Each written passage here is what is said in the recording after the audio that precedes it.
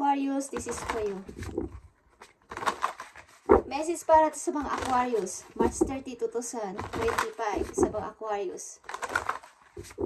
Okay, message for you. Unahin natin ang message para sa inyong sarili.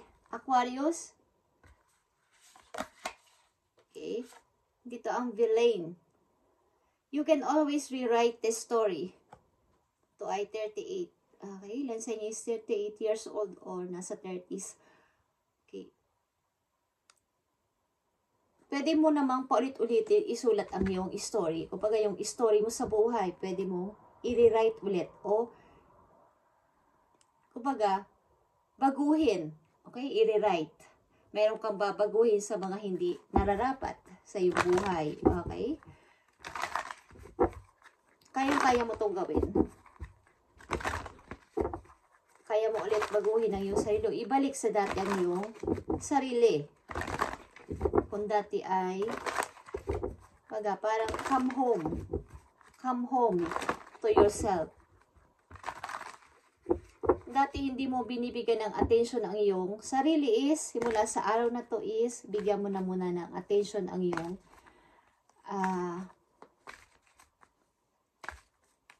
mag-focus ka muna sa iyong sarili simula sa araw na to. Aquarius, okay, message pa para sa iyo, March 30, 2025. Is abundance is heroes. Okay, napakagandang message for you. It's all about sa iyong money. Aquarius, prepare yourself for incoming abundance. Release any mental blocks you may have. In fairyland and human land, there is enough abundance for everyone. Okay? May mga magagandang papating sa buhay mo, lalo na sa iyong kaperahan. Okay, is mag-grow ka sa iyong pera. Okay, sa iyong kaperahan is, ito yung hope mo, ito yung inaasahan mo, at ito yung hinihiling mo kay God, ang kaunting, kumbaga, bigyan ka ng pag-asa. Okay? Something na yung mga bumablock sa iyong isip ay iyon ang i-release. At papasok ang napakagandang good, parang good energy. Papasukin mo ang good energy o ang anyayahan mo ang abundance o ang stability, ang kaperahan sa iyong buhay. Simula sa araw na to, kaya nandito ang una mong message na rewrite your story. Ikaw ang makapagpapabago nito. Something, Aquarius, is about sa iyong kaperahan is, dapat ka pang mag-grow o dapat mo itong ipag-grow pa. Hope is always there, even if we can see it. Agamat hindi nakikita ng nakakarami o hindi mo nakikita na ang may pag-asa is lagi itong darating sa tao. Katulad ng isang rainbow. After ng ulan is lumalabas ang rainbow sa hindi inaasahan.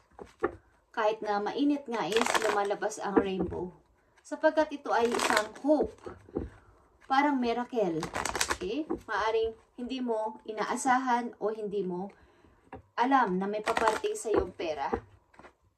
Optimistic expectation can help change a negative situation into a positive one.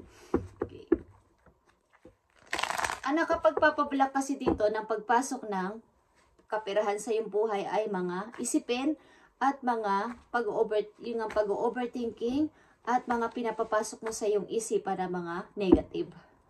Okay? So kapag ito ay na-release mo ng tuluyan is papasok at maaanyayahan mo ang good energy at papasok ang kaperahan. Madali lang. Okay? Katulad ng paglitaw ng rainbow. Tingnan natin ang message pa para sa iyo, Aquarius. Ikaw ang makapagpapabago nito. You can always rewrite the story. Para sa mga Aquarius. At may nakikita ko ditong ibon na white. Is ito ay pagkakaroon ng peace. Okay? Sa iyong mind. Aniyahan mo ang abundance. At darating yan. Kung ano kasi yung lumalabas at ano yung ipinapasok natin sa ating isipan, ayun din ang outcome. Kapag sinabi mo ang papasok ang napakagandang biyaya. Mula umaga, yun ang sasabitin mo, babanggitin mo. Okay? Yun ang papasok at yun din ang maaanyayahan mo sa iyong buhay. Okay? Aquarius, tingnan natin ang message pa para sa iyo.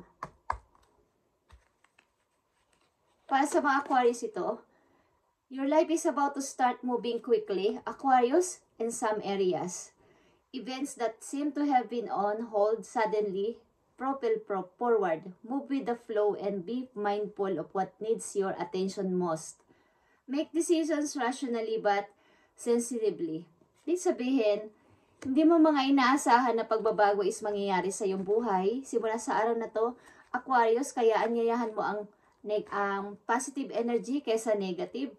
Is anyayahan mo ang napakagandang ikakalob sa iyo ni Lord, okay, ni Universe na mga good lang, okay? Huwag kang magpasok sa isip mo at huwag mong anyayahan, huwag mong papasukin sa isip mo ang mga negative.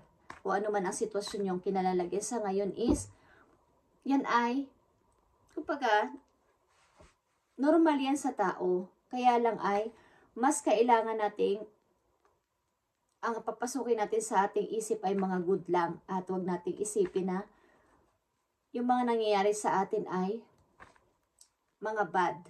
Bad or good na nangyayari sa atin ay may rason si God. Ba't ito nangyayari? Aquarius, okay?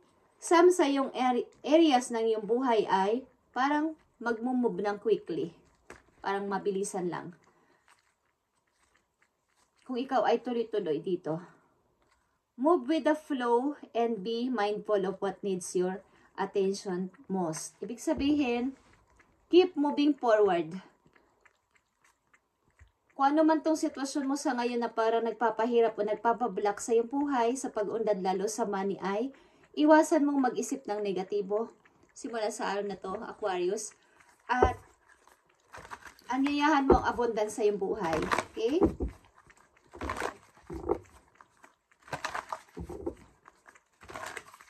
Message for Aquarius.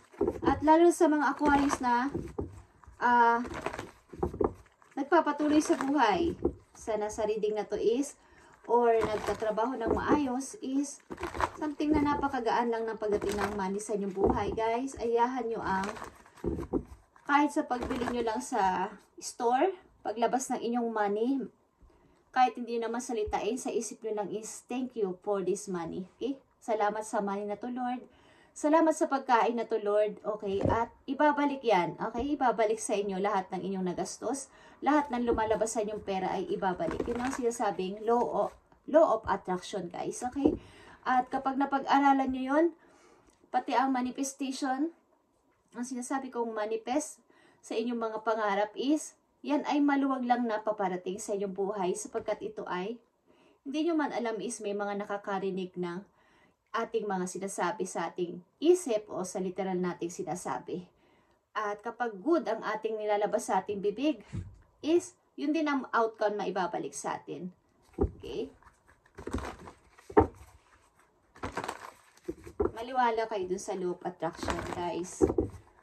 Something na kapag kayo ay natutulog o matutulog kayo is makinig kayo ng mga music na about sa mga law of attraction, meditation, at talagang maganda ang mangyayari. Okay? Just saying guys. Because ginagawa ko yan. Okay.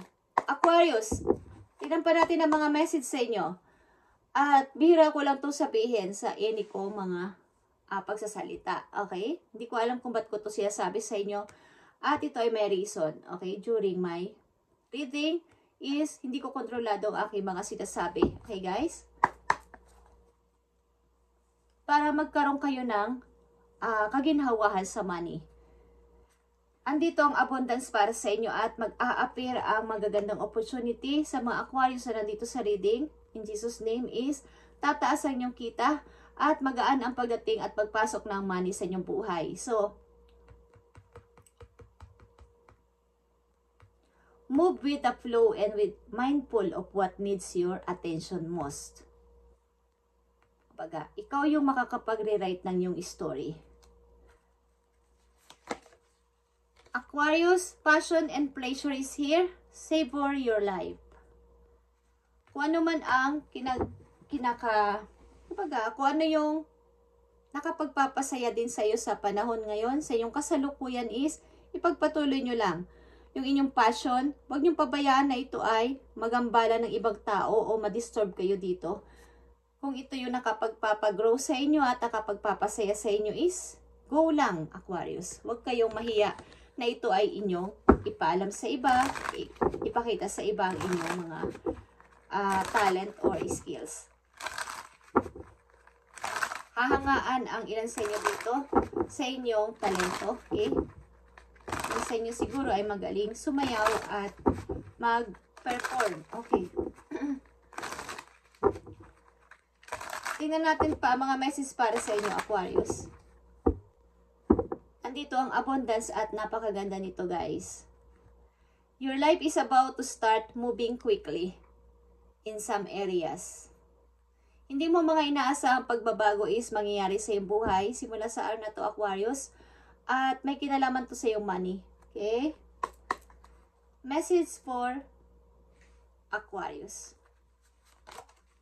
Yan, nakikita niyo tong 8 of Wands. Keep moving forward, Aquarius. Sa isang direction lang. Huwag nang paiba-iba o palipat-lipat na mga gusto sa buhay, mga gagawin sa buhay. Kung ito yung papunta to sa iyong tagumpay, 8 of Wands. Okay? Papunta sa iyong patuloy na pag-moving papunta sa light. Okay? Ito ay positive movement forward. Message pa for Aquarius. Okay. Nandito ang 9 of Swords. Huwag mong papasukin ang mga negative sa iyong isipan. Okay? Mga negative na gumugulo sa iyong isipan galing sa nakaraan. Huwag mo na itong papasukin sa iyong buhay at i-release mo na ito ng tuluyan.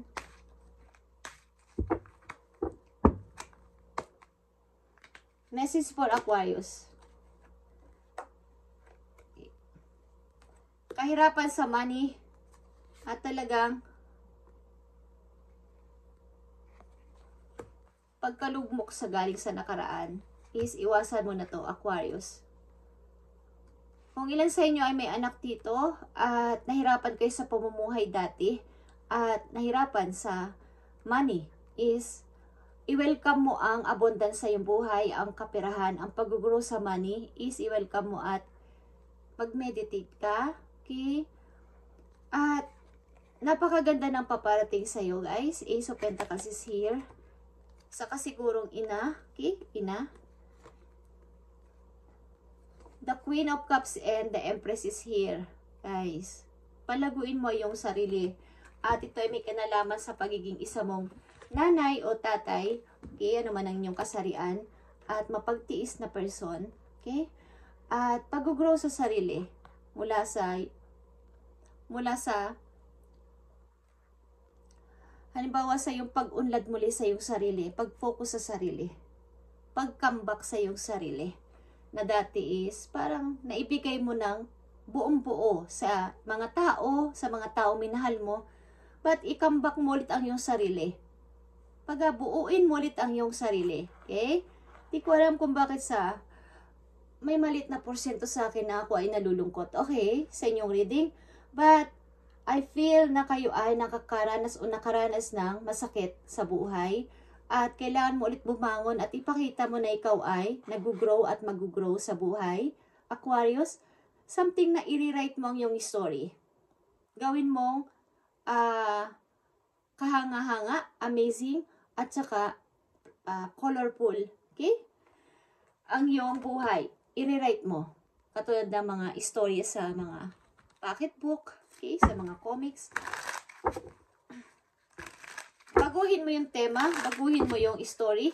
Okay? Something na may katulad din sa nakaraan, pero something na colorful at bigyan ng kulayan mo yung buhay. Yan ang ibig sabihin. Okay, Aquarius. Sapagkat papating ang magandang opportunity sa'yo, dito ang Ace of Pentacles and Abundance na message sa'yo. Tingnan natin ang message pa para sa iyo, Aquarius. Message mo sa mga Aquarius. I need message for Aquarius. Thank you. Okay, nakikita na tong Turkey. Good news. Okay, good news, Aquarius. You may soon receive an important but very unexpected gift. Makaka-receive ka siguro ng unexpected gift galing sa isang tao o galing kung kanino man is accept this well deep respect. Someone has sacrificed a lot of help you, open doors and grow. A lot of things will change for the better. Okay, so about sa agaran nga itong pag-change sa iyong buhay. Something dito sa iyo na may good news sa paparating, Aquarius, galing sa isang tao at magsasabing, aalisin kita dyan, babaguhin kita, o something na babaguhin ko ang buhay mo, at ito ay isang napakalaking good news sa iyo. I-accept mo to at ang tao na to ay something na nag-sacrifice din para ikaw ay tulungan at i-open ang door ng bagong pag-asa para sa iyo. Hindi ko alam kung ito ay about sa pag-ibig, but may tao magbibigay sa iyo ng chance para ikaw ay mabago ang buhay at magkaroon ng pag-grow sa buhay na may kinalaman din ito sa iyo pag-ulad sa money. Kaya i-accept mo to ng buong respeto sapagkat ang tao na to ay nagsakripisyo para ikaw ay maging maayos ang buhay. Thank you, Aquarius, and God bless sa'yo at dumami ang iyong ipon at sana ikaw ay maging humble kapag nangyari ito. Panatilihin pa rin nakatapak ang paa sa lupa at huwag magmalaki sa lahat. Okay? Something na ito ay dinanas mo o dinadanas mo ang mga pagsubok na to. Kawalan ng kaperahan at di ko alam kung kayo ay inabandon na or iniwan sa mahirap na sitwasyon ng ama o ina ng inyong mga anak. Okay, may anak ang ilan sa inyo dito, Aquarius, na nahirapan sa money. At something na kayo ay kailangan yung i-rewrite ang inyong story na may parang makulay naman sa susunod, sa hinaharap. Okay, thank you and God bless, Aquarius.